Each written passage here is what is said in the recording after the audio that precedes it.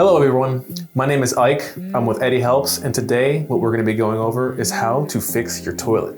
Or better yet, how to replace the parts in your toilet. The type of tools that you'll need for this job.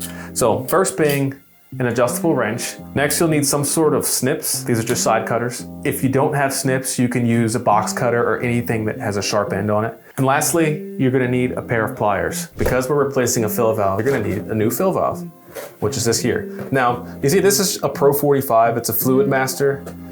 This is gonna be your safest bet to replace the fill valve. There's a lot of fill valves out there that have all these little fancy gimmicks like flow restrictors and things like that. But if you wanna just do a quick job and have a fill valve that works, just stick with the simple Pro 45 fill valve. You can get this anywhere. You can get this at any hardware store, Home Depot, Lowe's, you name it. This is Kohler's flapper. The only difference is the color. So we'll open that up. There we go. Now, let's look at the similarities here.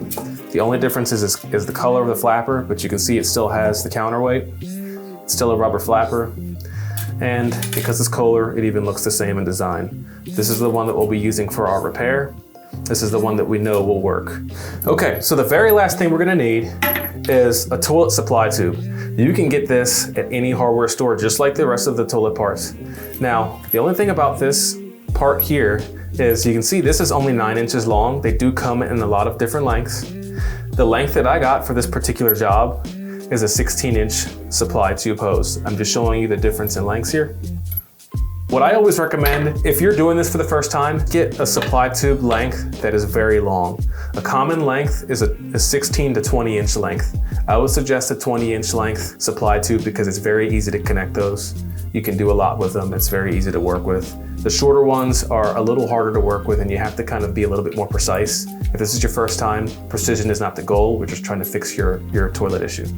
So you have your toilet handle, the lever. The fill valve controls the water coming into the toilet, shuts it off when it needs to stop filling.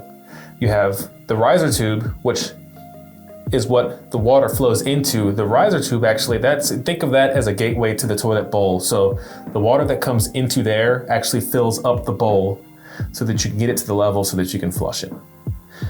Now, that riser tube goes down to the flush assembly. The flush assembly is what we call it. It's essentially the thing that the flapper connects to. So the flapper down there, that rubber piece, I'm gonna go ahead and flush the toilet so you can see it.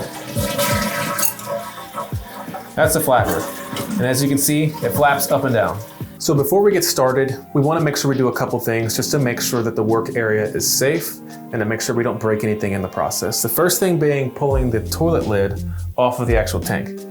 These things are porcelain. They seem pretty dense, but they're actually very easy to break if you put them in the wrong place. So what I like to do, what I've always done, is I'll take the toilet lid off, and the very first thing I do is I find a place to put this that I'm not gonna accidentally break it. What I'll do with the lid is I'll take it and I'll always set it down like that. If you set it on the smooth finish side, you might risk scratching it. We're here at the toilet tank. Now let's figure out what's going on with this toilet. So it fills very, very, very slowly. That's the issue. And if I release the fill rod, it takes a little while to shut off. Now that's very inconsistent. This is a very inconsistent operating fill valve here. Usually what that means is the fill valve is going bad. So again, if the toilet is filling slowly, and I'm just force filling it, like I'm just putting my hand on it, but if your toilet fills slowly during any flush cycle, a lot of the times it's just because the fill valve is going bad. Another thing that could be happening is if you have a running toilet, which a lot of you have seen water running into the toilet bowl, a lot of the times what that is a leaking flapper. In this case, the flapper is not leaking, but whenever I make repairs on a toilet, I replace both while I'm in here. If you're working on your toilet and doing this job yourself, I would suggest you do the same. I would suggest you replace the flapper as well as the fill valve, just so you cover all bases and you don't have to revisit the same toilet in the future. The first thing we're gonna do is, of course, shut the water off to the toilet. Once we have the water off to the toilet, we're gonna drain the water from the tank as much as we can, and we do that just by flushing the toilet, just by pressing the lever and flushing the toilet. That will remove most of the water. We're gonna do that by reaching down to the toilet valve and turning it clockwise. Some of you might have different toilet valve handles. Some of them might be quarter turn. This one in particular is what we call a multi-turn valve. You have to turn it several times. Turn it until it feels like it's getting tighter, and that usually is how you know you have the water off. Once you have the toilet valve turned off, go ahead and flush the toilet.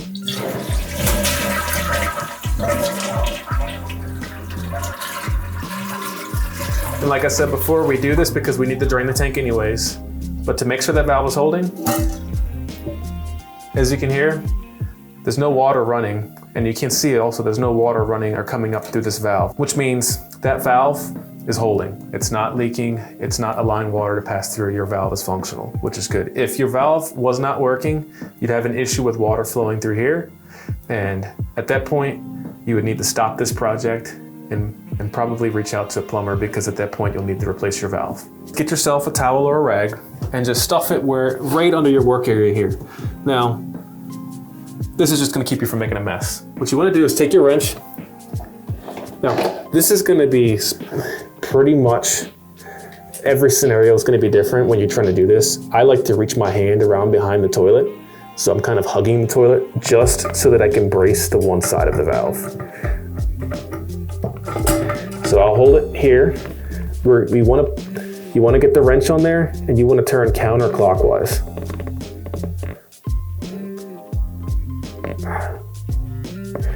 Okay, so this is a little tight, which means I'm gonna need to get another wrench back here to hold back on it. So, just holding in the reverse direction so that I don't risk breaking that pipe, and I'm just gonna make baby steps here. Just take it and turn it counterclockwise. And just loosen it up just like that. Now guys, don't rush this process. You can never be too careful. This valve here has water pressure going to it. So if I break this, we're flooding this bathroom. Okay, so we have that nut loose. It comes right up just like that. The next thing we want to do is take apart the plastic nut attached to the fill valve, which is here. Now, you can see this is a wing nut. Wing nuts generally mean it's going to be easy enough to take off by hand, so I can just take this, loosen it just like that. But if it's tight, use a wrench.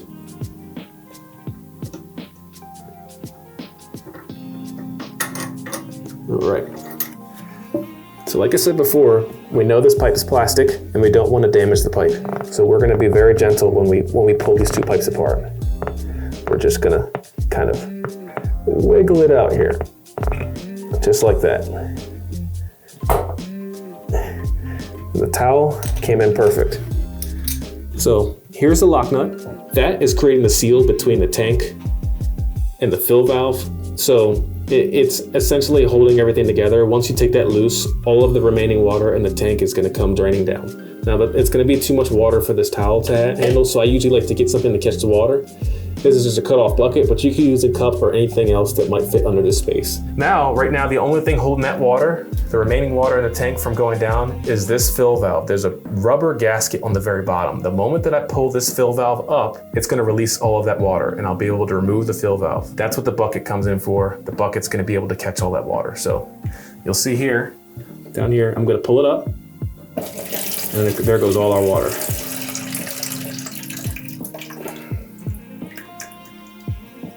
Now that that's been done, we can go ahead. We're gonna pull this clip out of the riser tube here. Just pull it out, and we can go ahead and set this aside. Now we have the fill valve out of the way. That bulky piece of plastic is out of the way. We can get both of our hands in there if we need to, and actually pull up the ears on the flapper and replace that.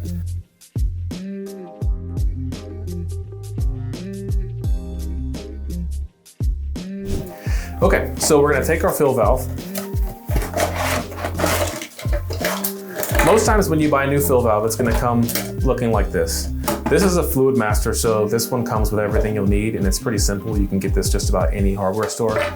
I like these types of fill valves because they're simple, they're dummy proof, and they don't have a lot of extra parts.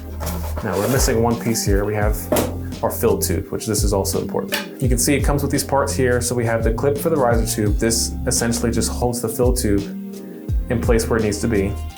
We have the gasket. This seals the fill valve to the toilet tank.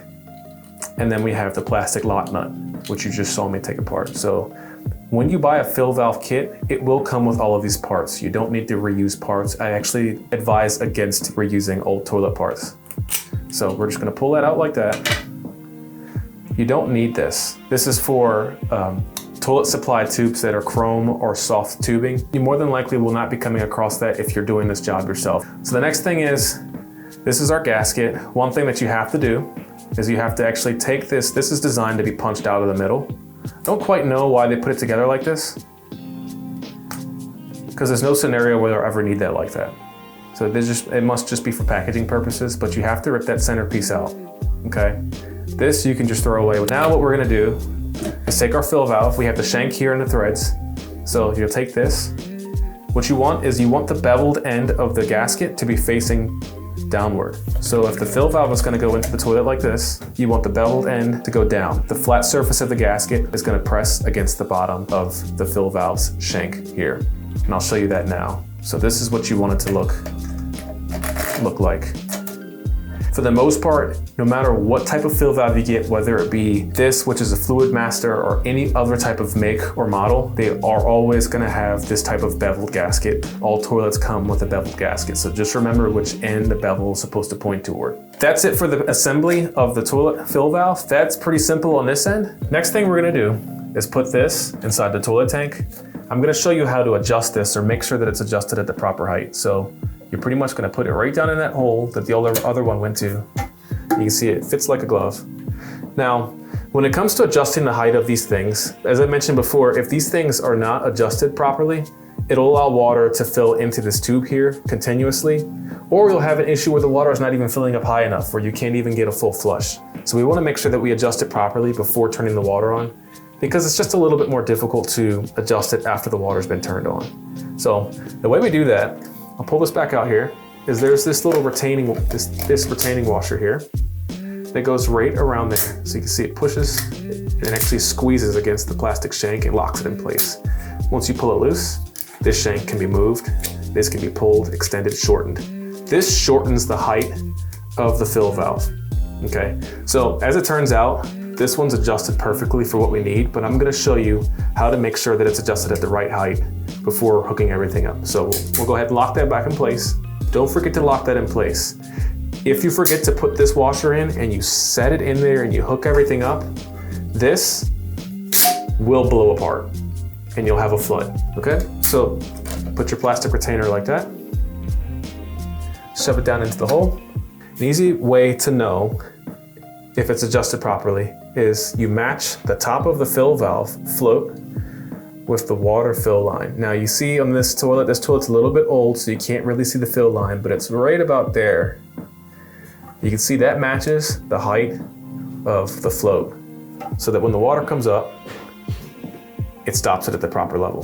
So the next thing we're gonna do is we're gonna take our plastic lock nut that came with our new fill valve, and we're going to tighten it on the bottom of the fill valve here.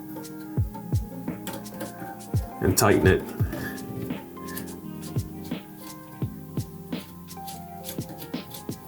Remember everyone, righty-tighty, lefty-loosey. So just keep turning it clockwise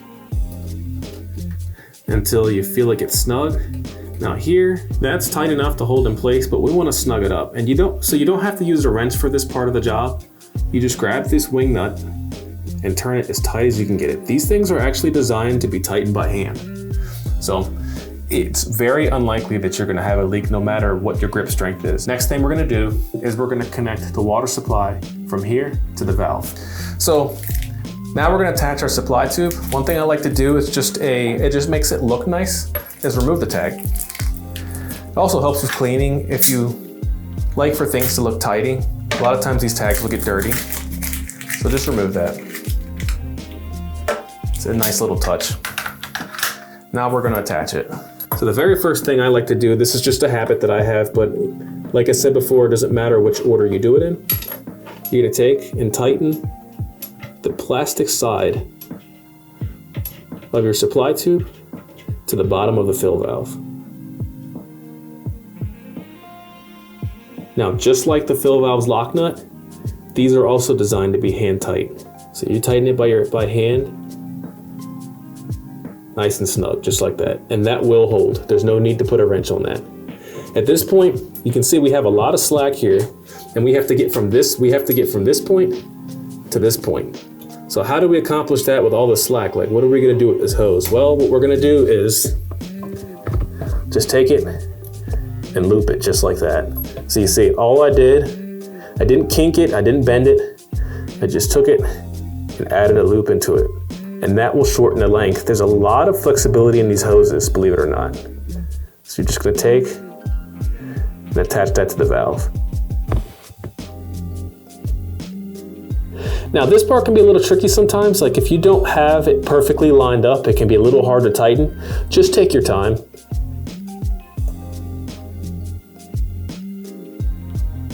You can see, now we have it attached. Now, per the instructions of the supply tubes, what they require when you attach these is hand tight a quarter turn with a wrench. And that's all you need to keep it tight. So we're gonna take our wrench here. We've already hand tightened it, and we're just gonna do a quarter turn. Just like that. You're gonna take the flapper, there's 2 holes there. Those 2 holes will hook onto the little hooks on the bottom of the flush assembly here. So we're just gonna take that, put it on like that, and the other, because my hands are too big, I can't fit the other way, I'm gonna just have to use the right hand and fold it around just like that. So the next thing we're gonna do is we're gonna attach the clip to the flush lever. Now to do this, sometimes these things are adjusted at different heights. They come packaged like this. You don't want to go and just take this and hook this in here like this, because when you pull the lever, there's too much slack in the chain. It's not going to actually lift the flapper. You're never going to actually have a flush. It won't flush at that point. So this is just to keep that stored just like that. And then this is going to be the fun part. This is the part that drives me crazy. So with Kohler, this is all gonna vary depending on the flapper you have. With Kohler, they have this little teeny tiny slot that you actually have to pull this little link through, and it comes out just like that. Now for adjustment, this is one thing that I don't particularly like about Kohler's is you gotta put that thing back in there like that and slide it down to the height that you need. So it's not ideal for adjustment. Yeah, the chain is still too long. So what we're gonna do, the chain's too long and this thing's too high, we're just gonna take this is adjustable as well, the foam counterweight. So to adjust the foam counterweight, what you wanna do is take off these plastic tabs here. And I'll explain to you why once we get them off. It's a little hard for me to get this thing off here. So pull that one off, and then go ahead and pull the other off, just like that. Hold on to those. Now, the counterweight can move freely. What you're gonna do is just leave that alone for now. Right now, we're still focused on trying to get the chain length to the handle here. This part here takes a good bit of just trial and error. There's no exact length that it needs to be, and I'm not gonna be able to tell you cut it at the 25th ball in the chain or something crazy like that. You're just gonna have to keep taking it apart and putting it back together until you find that perfect length. So that's what I'm gonna do here. So it might take me a little bit of time.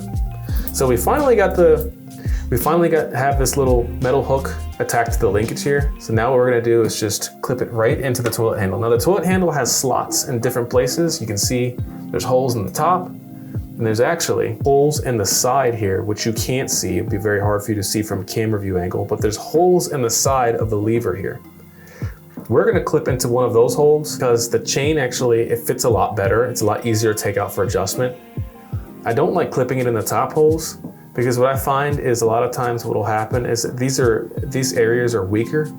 A lot of times it'll actually break the toilet handle right there if you have somebody who's pulling too hard on the lever. So this is just a plastic part. I like to use the stronger parts of the plastic, which is gonna be right in the middle there, in the actual center of it, rather than going through those top eyelets. So that height looks pretty good to me. I lucked out because I got it right the first time. What you want, and as far as adjustment, a good way to judge is you just want to see a little bit of slack on the chain, enough that you can put your fingers on it, and you should be able to create a good bit of tension just from a little bit of pressure here. So I'll try to show you in real time. So we have our toilet handle, it's sitting like that. If we were to pull this thing, there's just enough slack that when we pull the lever, it doesn't open the flapper right away. And then we pull a little bit more and that's when the flapper opens. What you don't want is for the chain to be really tight, because what will happen is the toilet flapper, over time, that rubber changes form. So if it's too tight and not enough slack, you run into an issue where water is going to start to leak underneath that flapper seal if it's too tight. And if it's too loose, the flapper will not even come up. So just make sure you have a little bit of slack, but just tight enough that the handle and the flapper work harmoniously. So the next thing that we're gonna do, because this has this foam counterweight, is we're gonna adjust this. Unfortunately, guys, I'm explaining this in the Kohler toilet. This is a Kohler flapper. All of these steps are specific to the Kohler flapper or a flapper with the foam counterweight. Otherwise, you wouldn't ever have to worry about these things. But because we're working on the Kohler toilet, we're gonna stick with figuring out how to get this thing together. So you'll take these plastic clips and clip them back on the chain. And this is the part that's kind of annoying because you have to do it in the toilet. You can't really take the flapper out of the toilet to do that part.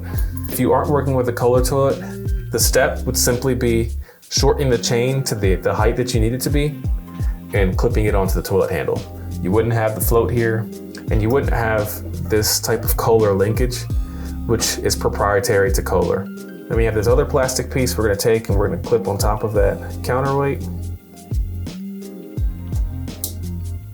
You wanna make sure it's nice and tight, so go ahead and attach it as tight as you can because you don't want this counterweight to move.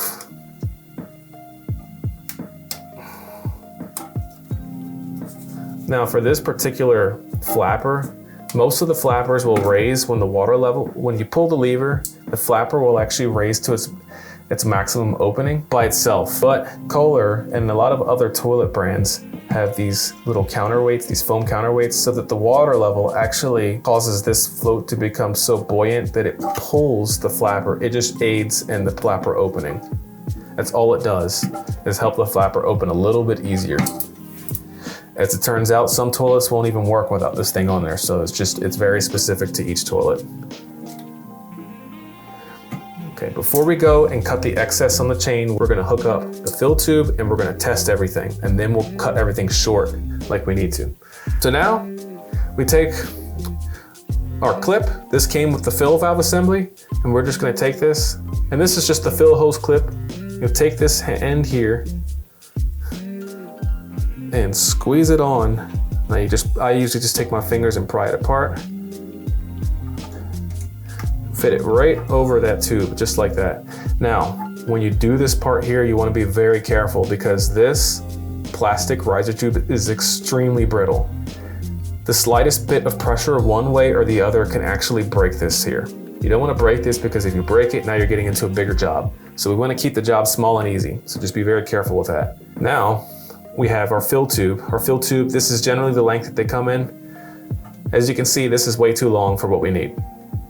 Okay, so what we're gonna do is, what I like to do anyways, is I'll just put it to the opening. There's a little insert fitting on the fill valve. I'll just line it up with that, line it up with the other, hold my finger to it. That's how long it needs to be.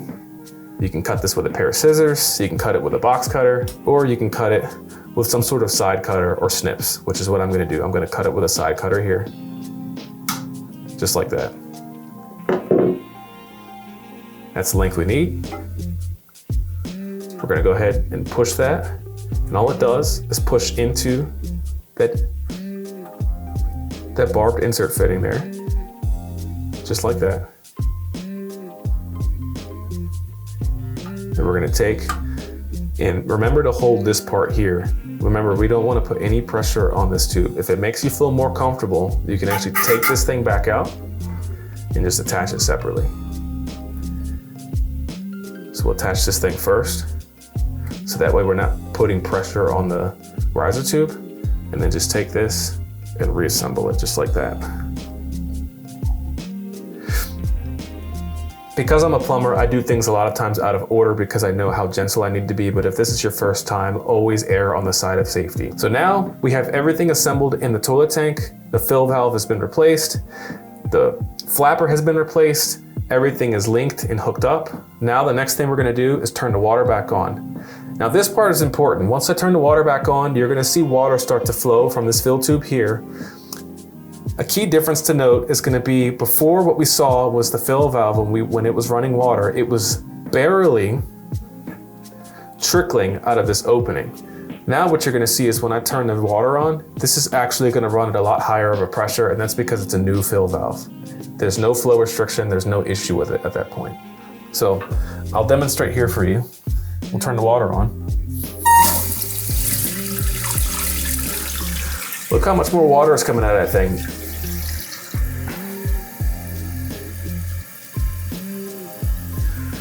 So that's the ideal flow. That's what you want to see when you turn the water on. What I'm going to do is allow this thing to fill up as much as it can to the max level. The max level being whenever this float on the fill valve turns off the water. Remember, the fill valve controls the water that's coming in. So it actually shuts down the actual water supply once the tank fills up enough.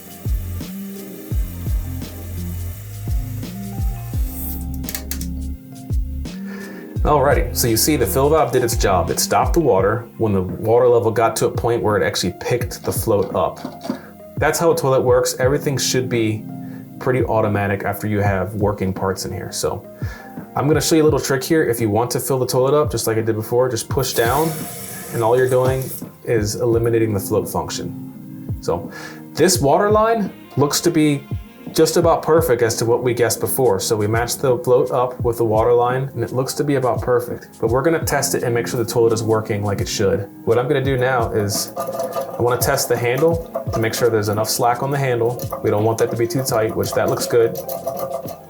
And then I'm gonna go ahead and flush it. Now, when I pull this lever, what my expectation is that all of this water is gonna drain and that I only need to press the lever. You should not have to hold the toilet lever down. If you have to hold it down to get a complete flush, then your flapper's not adjusted correctly. So let's see if I have this thing adjusted correctly.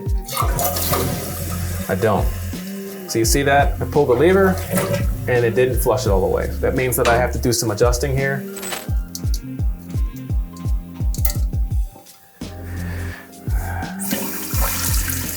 So I have this thing all adjusted. So what I've done here is I still left the slack on there. You see there's still a little bit of slack here, which that's good. Now, all I've done is taken that foam counterweight and pushed it closer to the flapper. So the closer you have it to the flapper, the larger the flush. The higher up the chain you have that counterweight, the less water you're gonna have, which means the smaller the flush. We're gonna go ahead and give this a test and see if it stays up like it should and gets all that water out of there.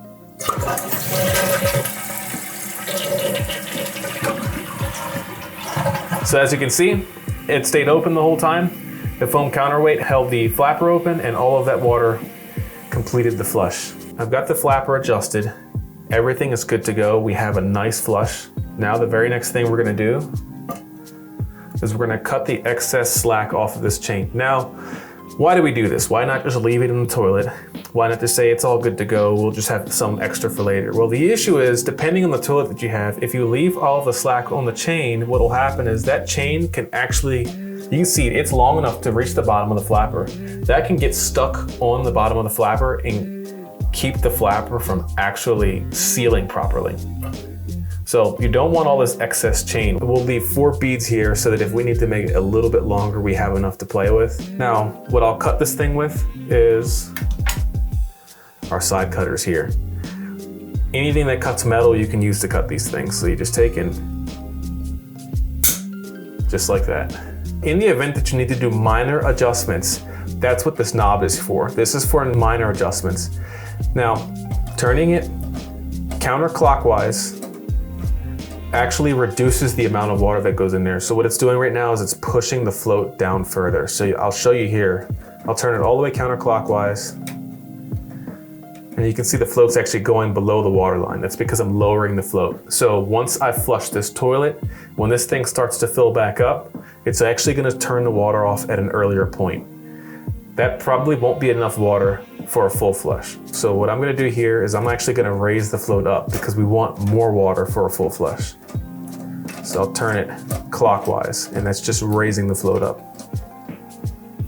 So right there is as high as it'll go, and that's how you do minor adjustments on it. Now, I already had it adjusted before. It's adjusted pretty good for what we need, so I don't need to do any further adjustments, but if you need to, that's how you do it. Every toilet that you'll come across has this function in one way or another. This is a nice little knob that you can grab with 2 fingers and turn pretty easily. Some of them will actually have a Phillips head plastic screw. You take a screwdriver and you put it in there and turn it. The reason I like Fluidmaster is because their materials are very, very easy to work with. So that's really easy to adjust.